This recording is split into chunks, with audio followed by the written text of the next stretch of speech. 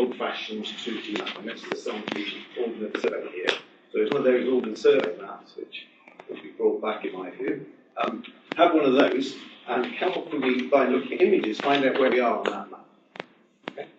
Now, motivation for that is this idea of the standard way of doing this type of localization, or sometimes known as place recognition, is to have this database of images and then take an image, find out where you're by matching, is that doesn't feel right, it doesn't scale right to me, because I have a lot of images you need.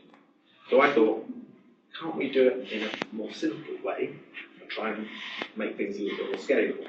And thinking about 2D maps it's fascinating to me to see how people do this. If you give a map to someone and you say, where are we on this map? With varying degrees of performance, a lot of people are able to do this quite well. They set a map, actually, move it around, see where you are. Now that operation that you're doing, you're looking at the world, you're extracting information from the world, and you're relating it to the 2D map.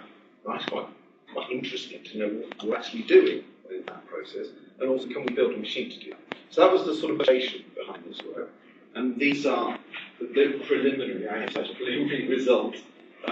You sort of can do it. I think it's quite interesting what comes out of it. And in some ways, also, that was that by looking at this problem, can it help us come up with a more efficient way of doing a large-scale localization. So, just to summarise that way that a lot of people have done that work in this, so Paul Newman, Michael Milfield, many others people looked at this issue of if I've got a massive database of images of an area, I take a new image, can I find out where you are?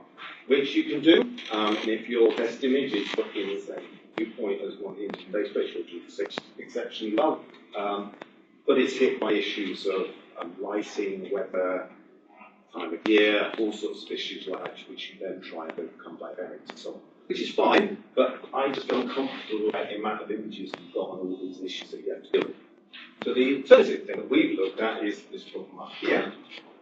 So given a map, can I find out where I am? And for this work, we're going to assume that we do actually have a vectorized version of our 2D map, and that we can extract things from it. It's different issues to do the computer vision, to actually look at real map and extract that, but that's a different problem. And we use OSM, OpenStreetMap, which gives us that type of information, tells us where roads are, where hills and stuff.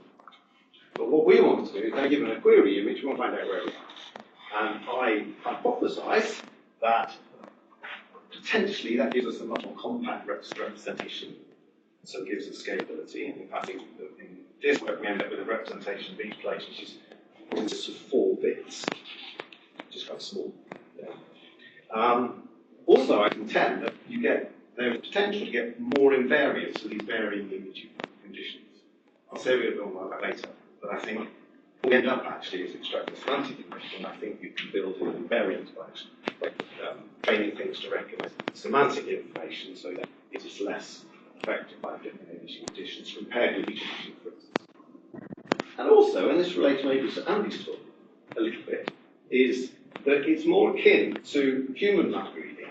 So therefore, if we build systems that do this type of stuff, it may be more useful for human-robot interaction. So in other words, if there are robots hanging around the street which are supposed to help you, you could go up to them and say, well, I'm supposed to be going here because I'm doing a talk at the BMVA seminar. Can you tell me which way to go? Now, most robots will say, well, give me your GPS coordinates, I might be able to help you. Well, I don't know my GPS coordinates. Here's my map. Yeah? So that's quite interesting. Okay, so that's where we are.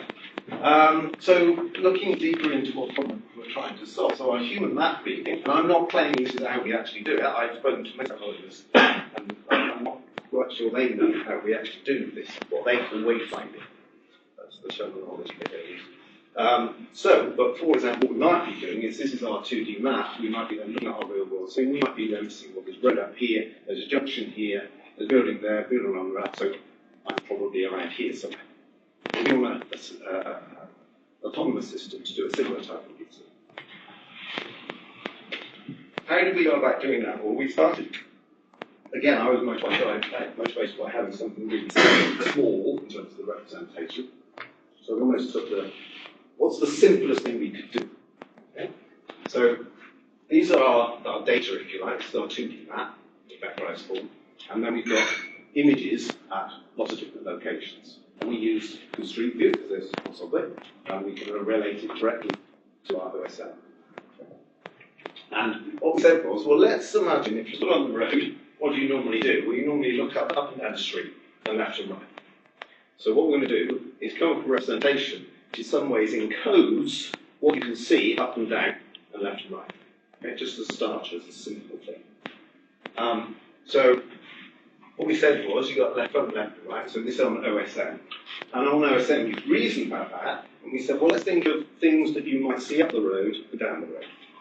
And we came up with the idea, well, there's either a junction there or isn't.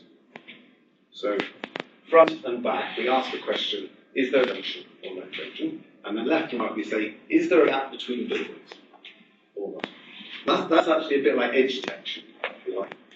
We know there's lots of buildings around in these urban environments, and it says, is there a gap between them?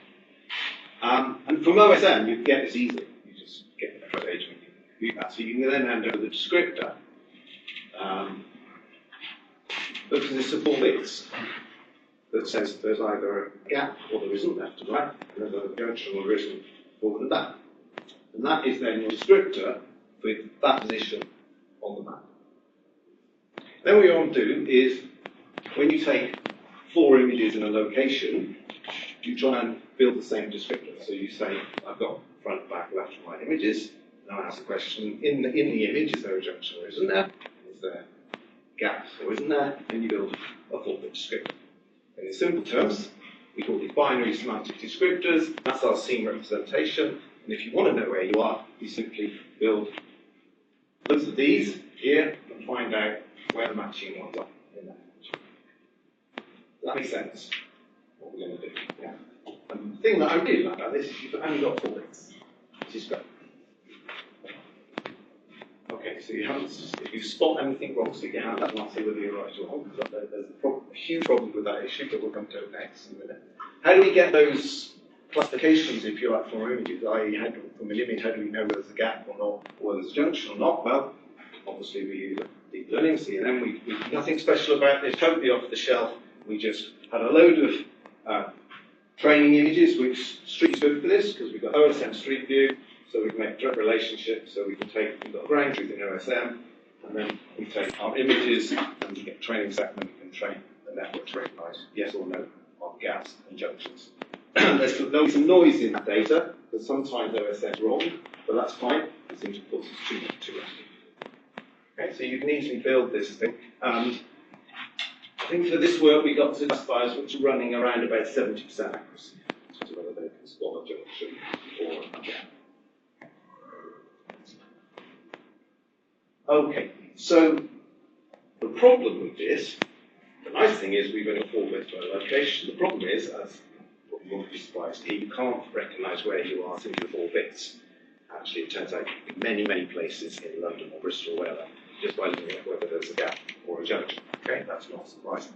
However, it turns out that if you collect these things as you walk along, and actually, if you collect those 4 bits and build a long bit pattern, it turns out that that pattern becomes unique relatively quickly. We need about, in Street View, I think it's about 20 steps, which is about 200 meters.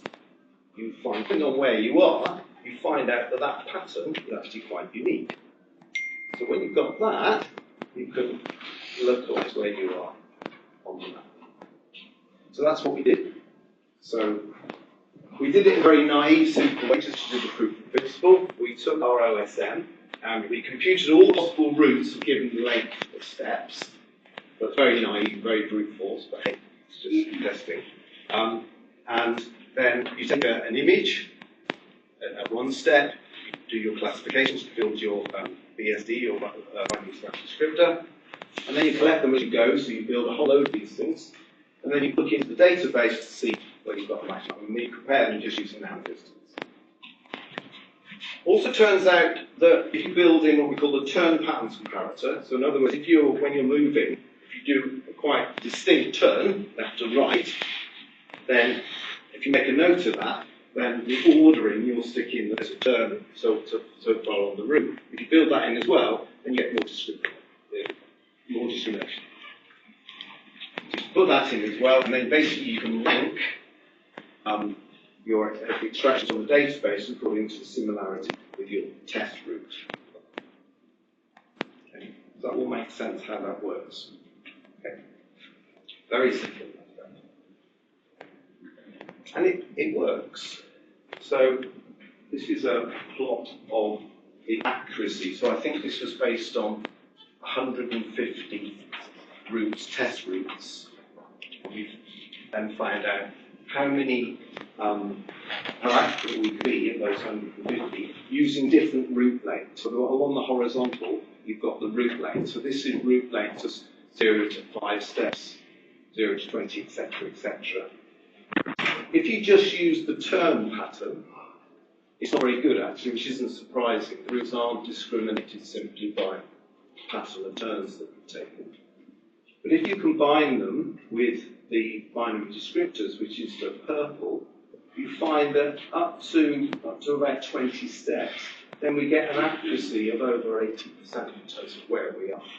So you quickly localize yourself. The other thing is, once you've localized yourself after 20, you keep localizing yourself, and you're just taking another 4 bits as you move. So this is interesting, I think. It shows the histogram of the Hamming distances for the different routes in the database that you're comparing with. And so after, I think this is 15 steps, I think the top one is without turns and the bottom is with turns. So I think the correct one is, the correct one is the best one at the top. But if you incorporate turns, the best one is extremely distant, very big distance from the other possibilities in the database. It becomes very distinct very quickly.